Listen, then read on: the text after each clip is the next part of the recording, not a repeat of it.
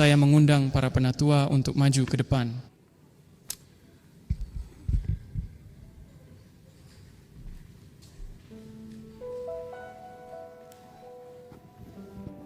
Kita memiliki satu hal lagi yang perlu dibahas pagi ini. Dan saya ingin menyambut semua orang. Terima kasih telah bergabung dengan kami, terutama bagi yang mengikuti siaran langsung pagi ini. Untuk pembacaan penting surat yang telah disetujui oleh rapat jemaat gereja kita, yang telah dikirimkan kepada ketua GC, sekretaris, ketua divisi, ketua uni, dan ketua conference kita.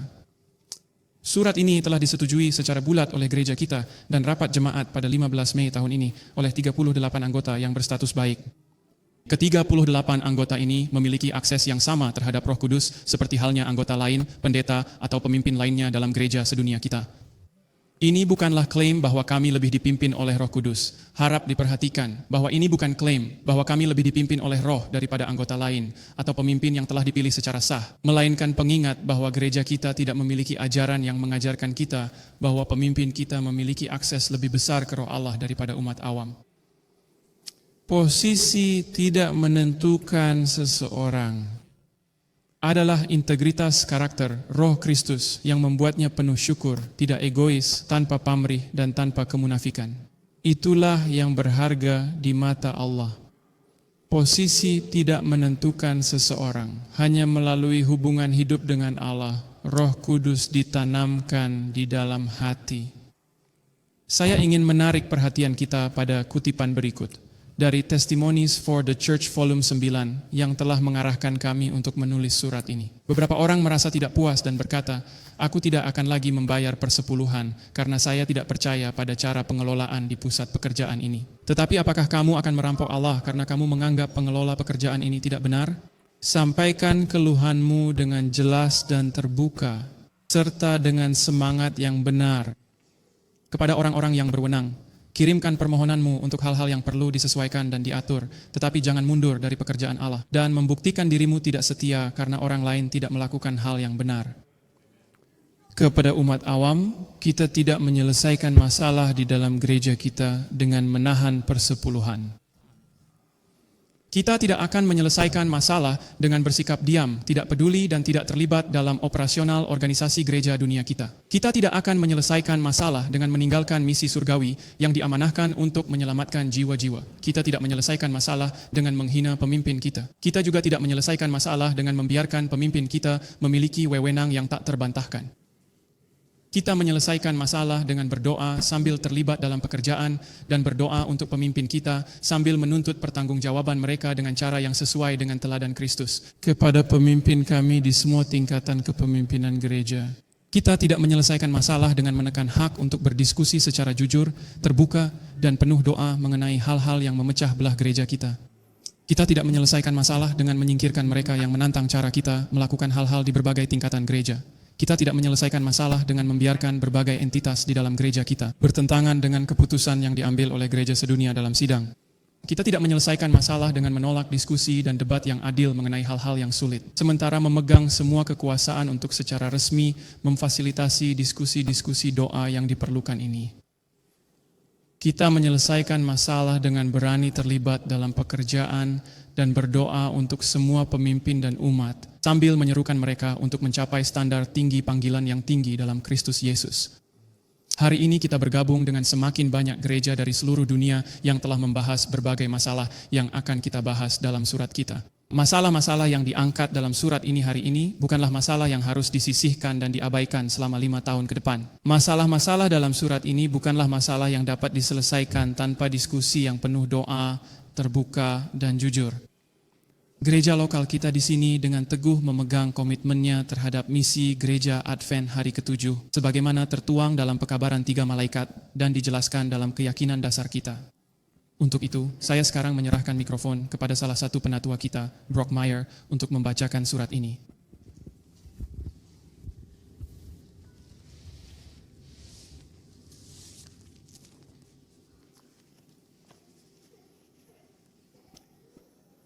Struktur organisasi Gereja Masehi Advent Hari ke-7 bukanlah sistem hierarkis, melainkan sistem yang terorganisir dan merupakan perkumpulan orang-orang percaya dengan wewenang tertinggi dan delegasi berada di tangan gereja lokal dalam rapat jemaat.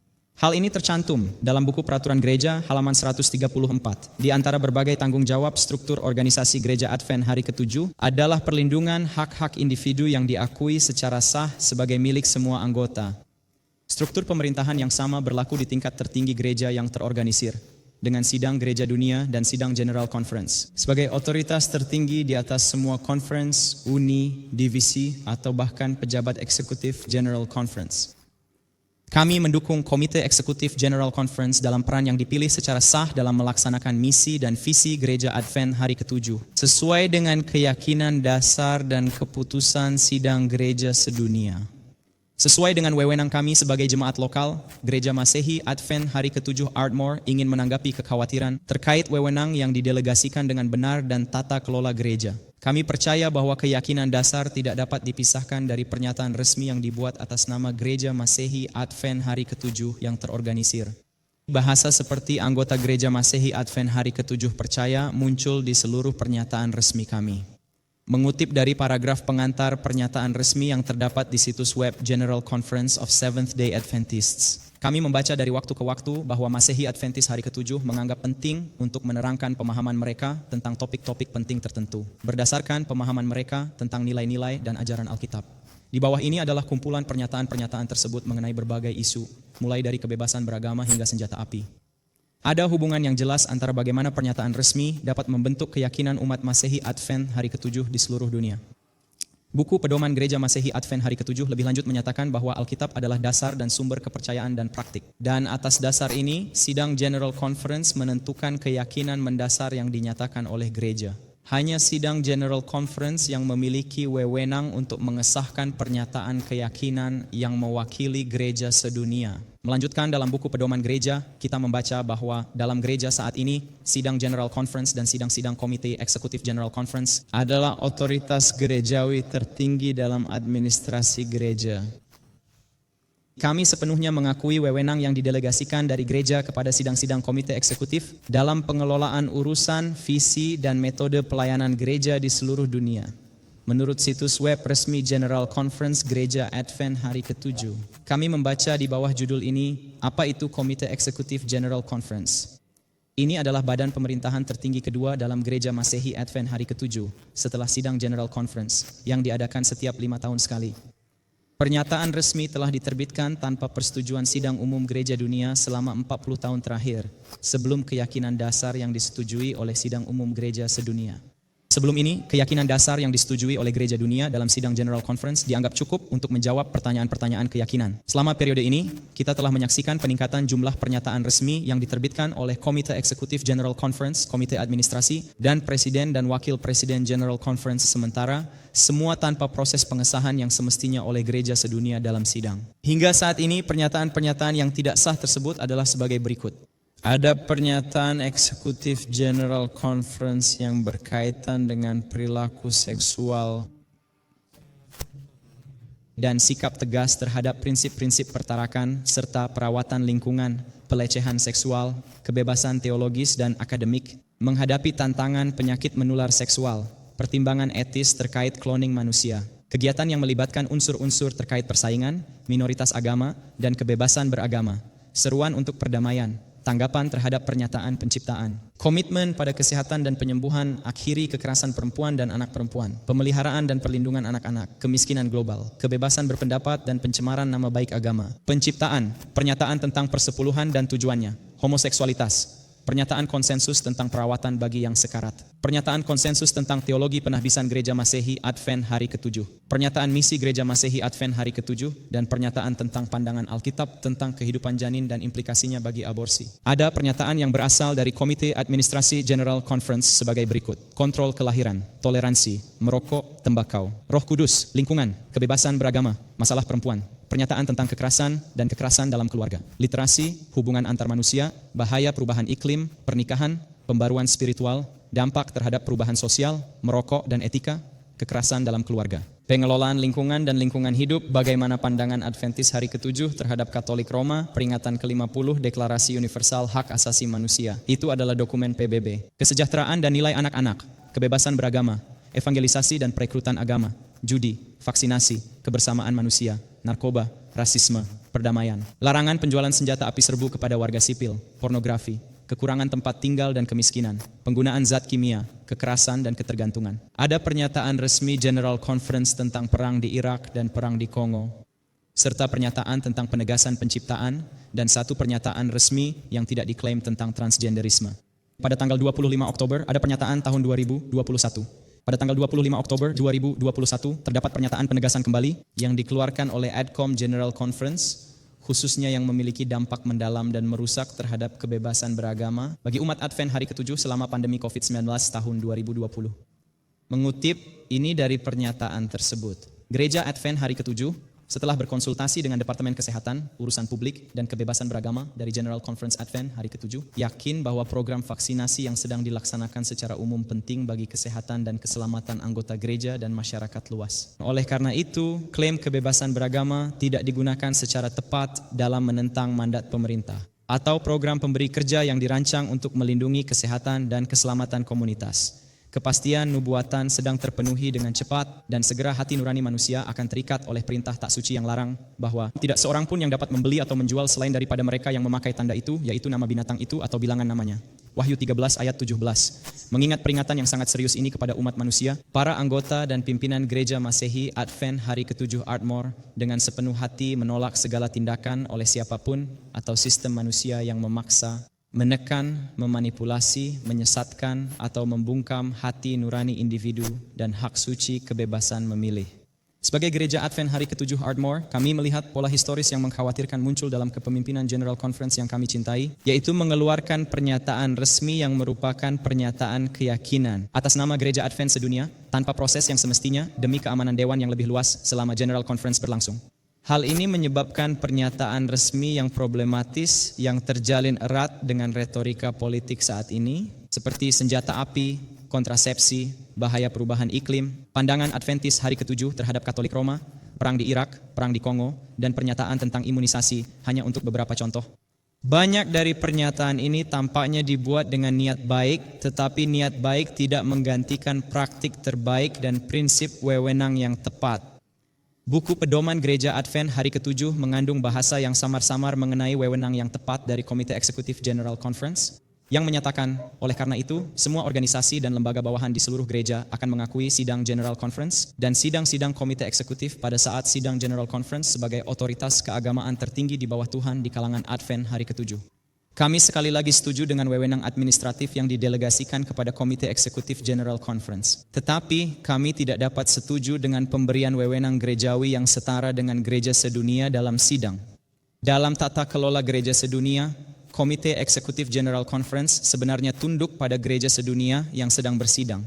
Selain itu, kami memiliki keberatan terhadap peraturan internal General Conference, khususnya pasal 13 ayat 1a, yang menyatakan bahwa selama periode antara sidang-sidang General Conference, Komite Eksekutif General Conference diberi wewenang untuk bertindak atas nama General Conference yang sedang bersidang. Oleh karena itu, wewenang Komite Eksekutif General Conference adalah wewenang gereja sedunia. Meskipun kami memahami kebutuhan untuk mendelegasikan wewenang administratif saat sidang-sidang General Conference berlangsung, kami melihat bahaya dalam penggunaan bahasa yang samar-samar yang telah terbukti digunakan untuk membuat pernyataan resmi atau pernyataan keyakinan atas nama gereja sedunia.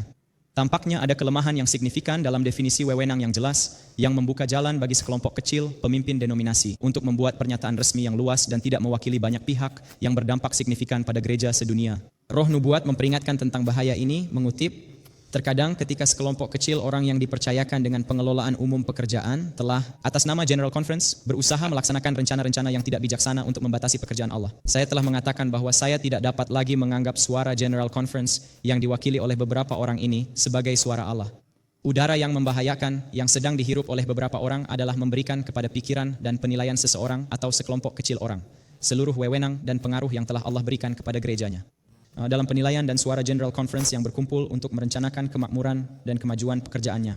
Oleh karena itu, Karena kami melihat peran yang tepat dari otoritas dan menginginkan agar otoritas tersebut dikembalikan ke tempat yang semestinya di kalangan umat awam, Gereja Advent Hari ke-7. Kami sebagai Gereja Advent Hari ke-7 Ardmore meminta agar Komite Eksekutif General Conference merujuk semua pernyataan sebelumnya dan pernyataan resmi di masa depan kepada General Conference yang sedang bersidang untuk diteliti dengan cermat, dibahas dan disahkan. Jika pernyataan-pernyataan ini tidak dapat ditinjau dan disahkan oleh gereja sedunia yang sedang bersidang, maka kami menolak pernyataan-pernyataan tersebut sebagai pernyataan resmi Gereja Advent Hari ke-7 Ardmore. Selain itu, kami menolak semua pernyataan resmi Komite ADCOM General Conference.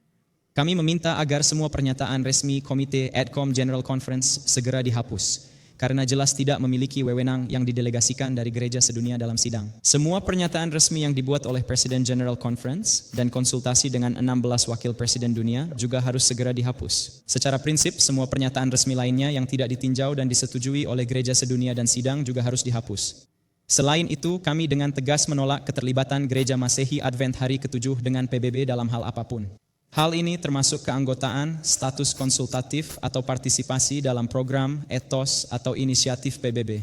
Sebagai umat yang unik dan berbeda, kita tidak boleh bergabung dengan liga bangsa-bangsa di sekitar kita, tetapi kita harus memberikan seruan nyaring dan peringatan kepada dunia bahwa Babel memang sudah rubuh. Keselamatan abadi bangsa-bangsa, suku-suku, bahasa, dan umat manusia bergantung pada pemisahan yang jelas dan tegas dari Babel. Dunia akan segera dihadapkan pada keputusan yang menakutkan untuk menolak atau menerima tanda Babel, yaitu kesucian hari Minggu, yang berlawanan dengan meterai Allah, yaitu Sabat hari ke-7. Setelah 40 tahun status konsultatif dengan PBB, kami mendesak Komite Eksekutif General Conference untuk mengakhiri semua hubungan dengan PBB. Jika Komite Eksekutif General Conference menolak untuk memutuskan hubungan dengan PBB, kami memohon kepada otoritas tertinggi dalam Gereja Advent Hari ke-7, para delegasi gereja sedunia dalam sidang General Conference untuk memilih untuk mengakhiri semua hubungan, termasuk status konsultatif kita dengan PBB. Kita tidak dipanggil untuk membentuk aliansi dengan bangsa-bangsa, tetapi kita dipanggil untuk menjadi saksi yang bersatu bagi bangsa-bangsa. Amin. Sebagai Gereja Advent Hari ke-7 Ardmore, kami mendukung pejabat terpilih kami di setiap tingkatan sejauh mereka melaksanakan misi, metode, dan visi Gereja Advent Hari ke-7. Yang telah dinyatakan, misi Gereja Advent Hari ke-7 adalah untuk menjadikan murid-murid Yesus Kristus hidup sebagai saksi-saksi kasih-Nya dan memberitakan kepada semua orang akan Injil kekal. Pekabaran 3 malaikat dalam persiapan untuk kedatangannya yang segera. Dengan metode yang dipandu oleh Alkitab dan Roh Kudus, Gereja Advent Hari ke-7 mengejar misi ini melalui hidup seperti Kristus, berkomunikasi, mendidik, mengajar, menyembuhkan, dan melayani, serta visi Gereja Advent Hari ke-7 yang selaras dengan wahyu Alkitab adalah untuk melihat puncak rencana Allah, pemulihan seluruh ciptaannya ke dalam keselarasan penuh dengan kehendak dan kebenarannya yang sempurna. Selain itu, kami menegaskan kembali komitmen kami untuk memegang teguh 28 keyakinan dasar Gereja Advent Hari ke-7 sambil mencari dan mempercepat kedatangan kedua Yesus Kristus. Semoga kita ditemukan setia sebagaimana Dia setia. Maranatha. Amin.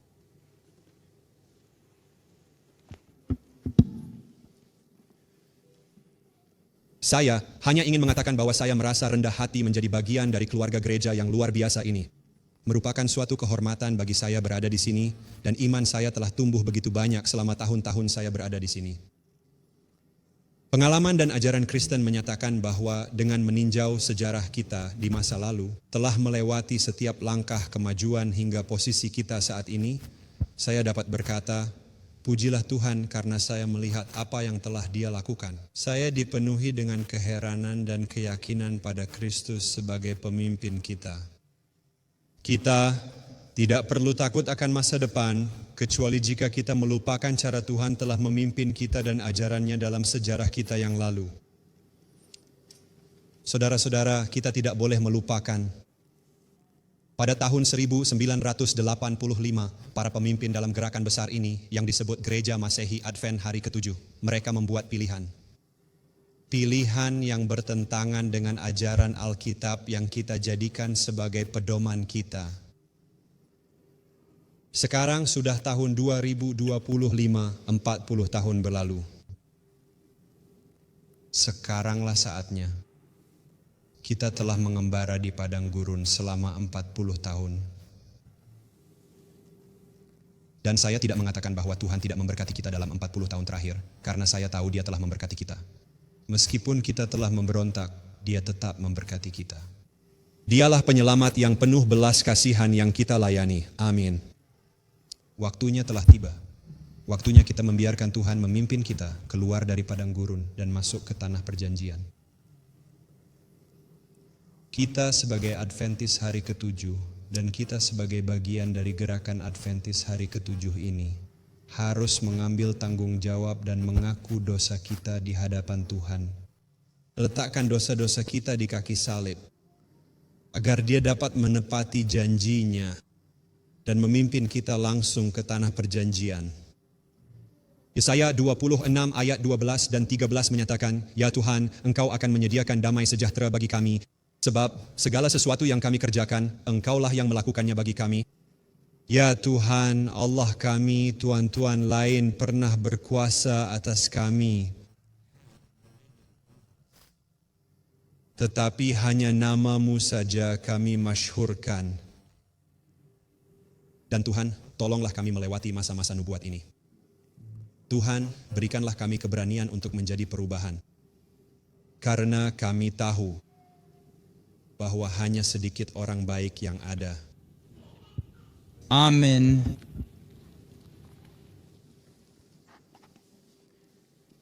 Kita hanya memiliki satu ayat yang memberikan petunjuk yang jelas tentang hal-hal ini. Itu adalah Matius pasal 6 ayat 24.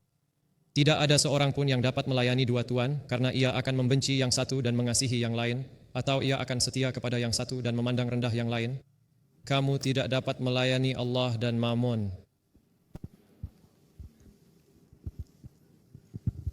Sekarang kita akan melanjutkan dengan ibadah nyanyian.